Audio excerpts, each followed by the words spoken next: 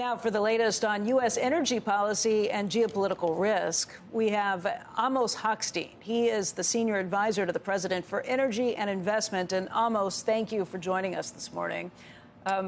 We've been talking this morning about how surprising it might be to see WTI at $76 a barrel, given all of the conflict around the globe, and particularly what's happening in the Middle East. How do you kind of survey all of this? What's the conclusion you come to as to why this is? Well, good morning, Becky. It's good to be here. Look, I think that we have a number of conflicts, right? We have the Russia-Ukraine war that's been going on for a couple of years, and now the war in the wars in the Middle East. But I think at the end of the day, the fundamentals are that demand and supply are well balanced.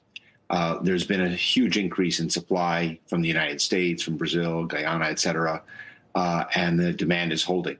So I think that the specific issues in the Red Sea are a logistics concern, a logistics cost, but there are alternatives. So first, not that significant amount of oil goes through that particular part of the world.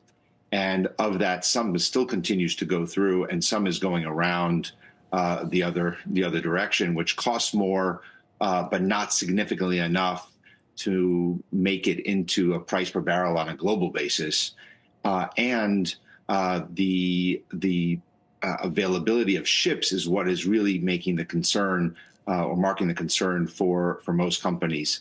So it's this both logistics cost and a bit of a headache of managing it. But there are alternatives, and we're working with the industry very closely to be able to mitigate the challenges that we're seeing. And I think that's why you're seeing that reflected in the price. There have been lots of pieces written, lots of speculation about what this war could potentially mean in the Middle East. Is this a return to the 70s type of situation where if you were to choke off a fifth of the world's oil in this supply-demand curve, what that might mean for global prices, for the inflationary spiral? Again, looking back to the 1970s. So how do you game that out? What are the odds in that situation, and what are the scenarios that you plan if that were to happen, if something like that were to start? Well, I think let's take that apart a little bit.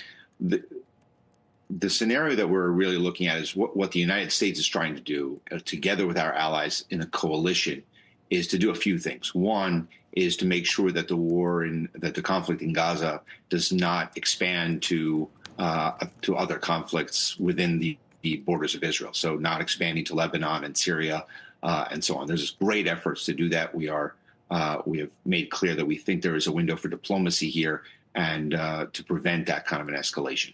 When it comes just on that point, Amos, we had former Admiral Stavridis on this morning. We've been talking with him since this began, back before Christmas, and he's been kind of weighing the odds of an extension and expansion of this. When it was just the Houthis attacking things in the Red Sea to begin with, he was saying maybe 30% chance this expands into a much bigger problem in the Middle East, something that's a little more intractable, and the United States winds up getting more dragged into.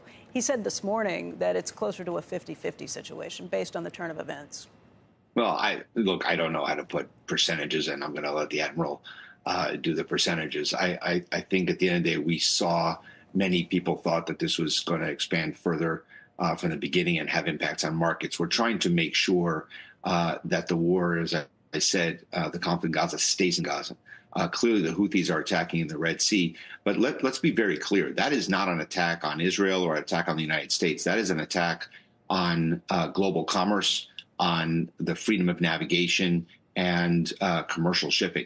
And that's why the response has not been an American response. It's an American-led response.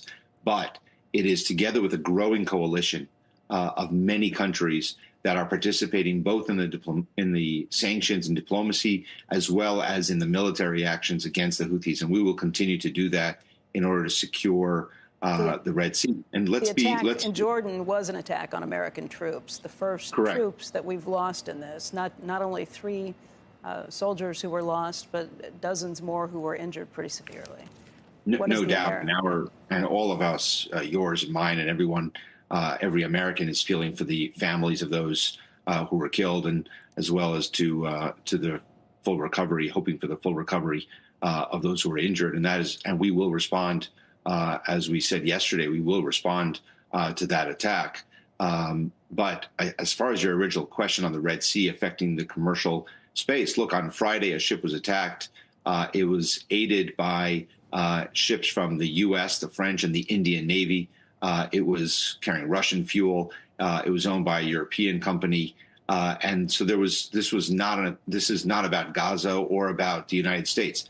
This is the Houthis, a terrorist organization that is threatening global shipping. Now, the most important thing is that we take measures both militarily against the Houthis, which the United States is doing and has been doing and will continue to do if necessary, while at the same time making sure that there are alternatives to the shipping route and that it doesn't expand further in that region.